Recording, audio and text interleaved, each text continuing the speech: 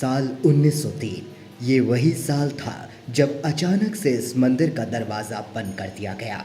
पर आखिर ऐसा हुआ क्यों? उड़ीसा की वो जगह और मंदिर का नाम कोणार्क सूर्य मंदिर। दोस्तों, आज हम बात करने वाले हैं कोणार्क मंदिर के मुख्य द्वार के बारे में, जो उसी वर्ष अचानक बंद कर दिया गया, जो पूरी तरह से रेत और बजरी से ढका हुआ था। इस घटना को लगभग 118 साल बीत चुके हैं, लेकिन भारत सरकार ने आज तक इस दरवाजे को नहीं खोला है। और जब भी लोग कोणार्क मंदिर जाते हैं तो मंदिर का मुख्य द्वार भक्तों को बंद दिखाई देता है। और तभी ये सब देखकर मन में ये सवाल आ जाता है कि यहाँ मंदिर का दरवाजा बंद क्यों है। अब इतना सब सुनने के बाद आप भी सोच में पड़ गए होंगे कि आखिर ऐसा क्यों है, क्या वजह होगी इन सब की। उड़ीसा के कोणार्क मंदिर के क्षेत्र में आप घूम तो सकते हैं, लेकिन इस मंदिर की भव्यता और रहस्य को अगर आप जानना चाहते हैं तो वो इस मंदिर के दरवाजे के अंदर छुपी है। काफी पुराने इस मंदिर में कई रहस्य हैं। ऐसा इसलिए क्योंकि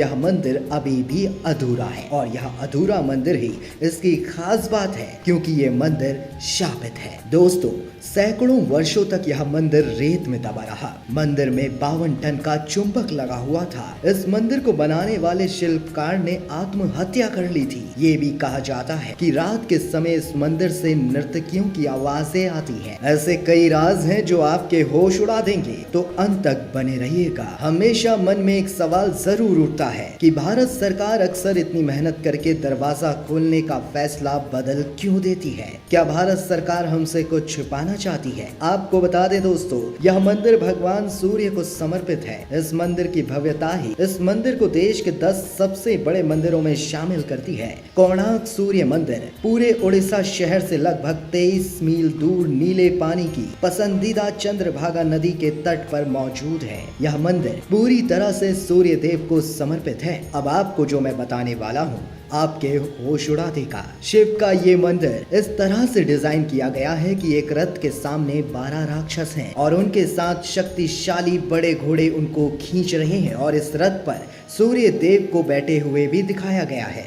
इस मंदिर से आप सीधे सूर्य देव के दर्शन कर सकते हैं। मंदिर के ऊपर से उगते और डूबते सूरज को पूरी तरह से देखा जा सकता है। सूर्य उदय के समय मंदिर का नजारा बेहद खूबसूरत होता है, मानो सूर्य का लाल रंग पूरे मंदिर में फैल गया हो। वहीं मंदिर के 12 चक्र वर्ष के 12 महीनों को परिभाषित करते हैं और हर दिन के 8 पहरों का प्रतिनिधित्व यानी जिक्र करते हैं। कोणार्क मंदिर के इन रहस्यों से आम लोग क्या, वैज्ञानिक भी हैरान है। दोस्तों, मंदिर 2 भागों में बटा है, जिनमें से पहला सूर्य के किरणों के संपर्क में था। वहीं मंदिर की मूर्ति में कांच या हीरे जैसी धातु का इस्तेमाल भी किया गया है। अगर आप मंदिर की कलाकृति को ध्यान से देखेंगे तो इसमें इंसानों को हाथियों और शेरों द्वारा प्रताड़ित होते हुए दिखाया गया है। इस मंदिर के बारे में यह भी कहा जाता है कि इसकी शुरुआत भगवान कृष्ण के पुत्र शंभा के श्राप से हुई थी, और इस श्राप से बचने के लिए उन्हें सूर्य देव की पूजा करने की सलाह दी गई।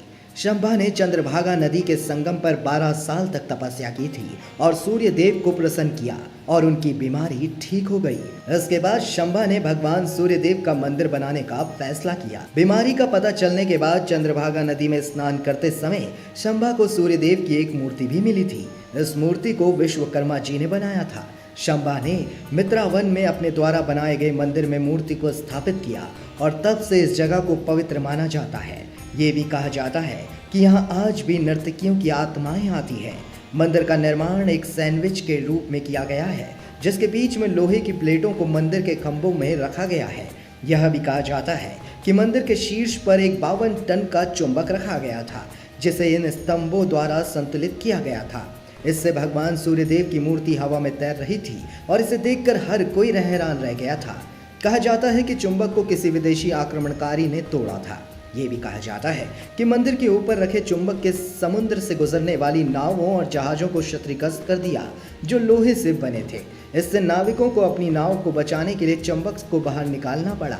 यह पत्थर केंद्रीय पत्थर के रूप में कार्य करता था, और इसके कारण मंदिर के अन्य सभी पत्थर संतुलन में रहते थे। इसे हटाने से स्तंभ का संतुलन बिगड़ गया और मंदिर को नुकसान पहुंचा। तो दोस्तों, आज की ये जानकारी आपको कैसी लगी हमें कमेंट करके ज़रूर बताइएगा। वहीं आपके कोई सवाल है तो ज़रूर पूछिएगा। वीडियो को लाइक और ज़्यादा से ज़्यादा शेयर और चैनल को सब्सक्राइब करना ना भूलिएगा।